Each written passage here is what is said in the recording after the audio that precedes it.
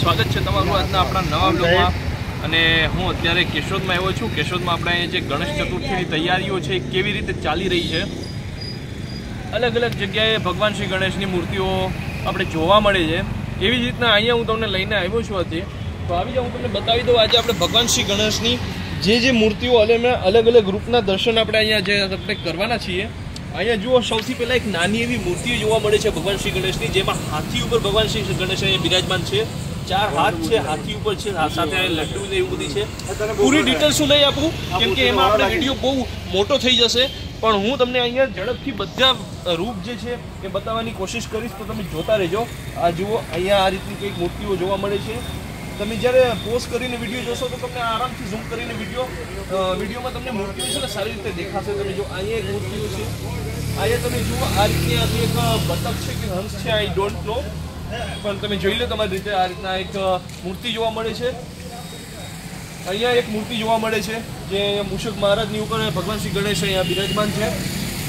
અહીંયા જુઓ, નંદી મહારાજની ઉપર બિરાજમાન છે।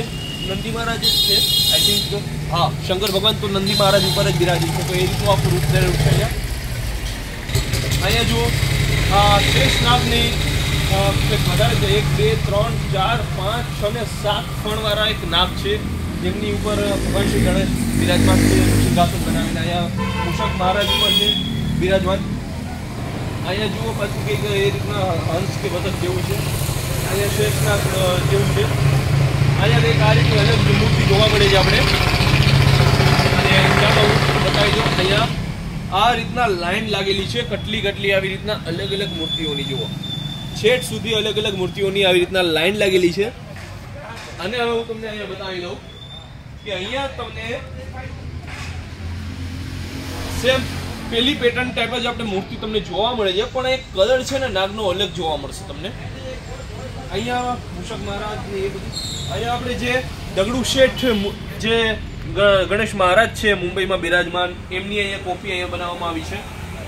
અહીંયા છે કંઈક તમને આ રીતની મૂર્તિ જોવા મળશે જુઓ, અને બધી એકદમ ફ્રેશ મૂર્તિ છે, કલર હમણાં કરેલો હોય એવી એ સ્મેલ પણ આવે છે, જે કલરની ફ્રેગ્રન્સ હોય ને એ ફીલ થાય છે મને।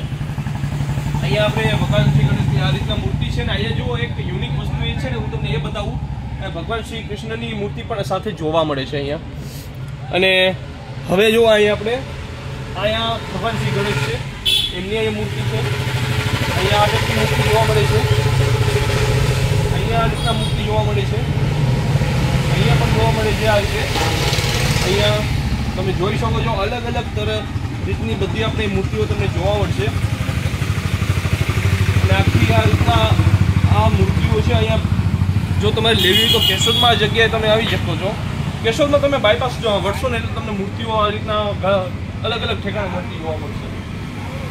તમે જોઈ શકો છો આ રીતના ઘણી બધી મૂર્તિઓ તમને અહીંયા જોવા મળે છે। અહીંયા જુઓ, એકદમ સિંદૂરી કલરમાં અહીંયા ભગવાન શ્રી ગણેશ બિરાજમાન છે। એમ લાગે કે આ કલરને આપણે લઈએ તો આપણે હાથમાં લાગશે, પણ એવું કંઈ નથી।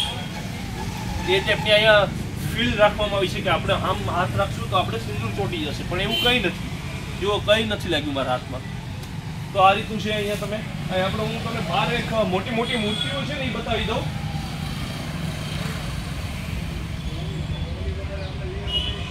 અહીંયા જુઓ, મોટી મૂર્તિ જેવી કંઈક આ રીતના તમને જોવા મળશે। આ રીતના તમને મોટી મૂર્તિ જોવા મળે છે। અને એક ગાદી છે જેમની ઉપર એક બિરાજમાન છે। અહીંયા મૂષક મહારાજ છે નીચે, જે લાડવાની રક્ષા કરે છે કે ખાવા આવે છે મને નથી ખબર। અને અહીંયા પણ કંઈક એ રીતના જોવા મળે છે। અહીંયા પણ આપણે એ રીતના જોવા મળે છે। અહીં કૃષ્ણ ભગવાનની મૂર્તિ જે જોવા મળે છે, ત્યાં પહેલાં મેં બતાવી હતી, એનાથી અલગ મૂર્તિ છે આ। તો આ રીતના આપણે બધી મૂર્તિઓ મેં તમને બતાવી છે, અને એ રીતની મૂર્તિઓ જોવા મળે છે। ભાવ શું છે એ પણ હું તમને કહી દઉં। તો આનો જે ભાવ છે ને મિત્રો, તમને એમ સમજી લો કે 5000થી શરૂઆત થઈ છે, અને 11, 12, 13 સુધીનો આનો મેક્સિમમ પ્રાઇસ છે। આમાં જે પણ તમે મૂર્તિઓ જોઉં છે એની મતલબ એની સાઇઝ અને એની એ રીતને આખું અલગ અલગ બધીનું છે પ્રાઇસ, પણ 5000થી સ્ટાર્ટિંગ પ્રાઇસ થઈ છે। અને માની લો આનાથી પણ અહીંયા જેટલી મૂર્તિઓ તમે જોઈ એનાથી પણ નાની મૂર્તિ જો તમારે જોતી હોય ને તો તમને 2000, 3500, 2500, 3500, 4000માં એવી રીતના મળી જશે, બરાબર। તો એ રીતના અહીંયા મૂર્તિઓનો ભાવ છે।